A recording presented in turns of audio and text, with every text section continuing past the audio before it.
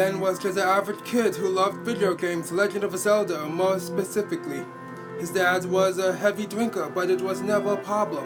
When Ben got Legend of Zelda Majora's Mask, he was so excited he had wanted this game for months. As soon as he got it, he rushed to his room and put it in the Nintendo 64 and played it all night. At school, Ben didn't have many friends, yet he had many bullies. As he got further in the game, he started playing it more than he should have. His dad was getting concerned about the time his son was using for the game. He made lots of plans for cool places they could go, but it never got carried out.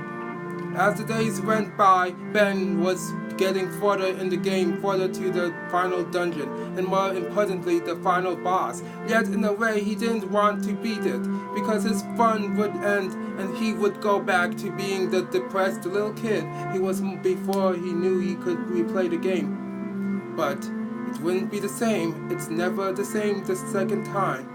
All the wonder and difficulty it had the first time. Being a person that has played Majora's Mask, I understand what he was going through.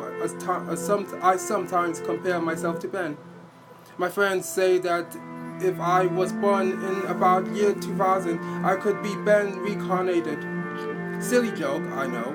Ben got the Stone Tower Temple on the final day and went to bed.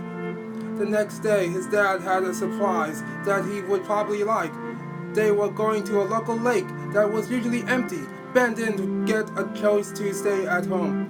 If he had stayed at home, he would have beat the game. He would have lived.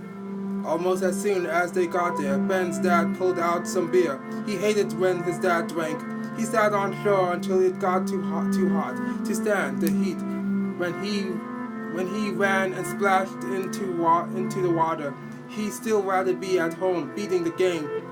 Suddenly, Ben's dad got mad that he splashed him. "You shouldn't have done that, Ben!" he yelled and lunged after him. Ben swam as fast as he possibly could, but it wasn't that fast. Ben's drunk dad slammed him under the water. Ben wasn't going down without a fight. He grabbed his dad's arm and twisted it around, causing him to let go. Ben burst to the surface, gasping for air. Suddenly, something blunt hit him on the head. He fell harshly to the bottom of the lake. Somehow, a shattering beer bottle paralyzed him. Just before everything faded, the happy mask salesman popped in his mind with the words, "You've met with a terrible fate, haven't you, Ben?" As he finally ran out of breath.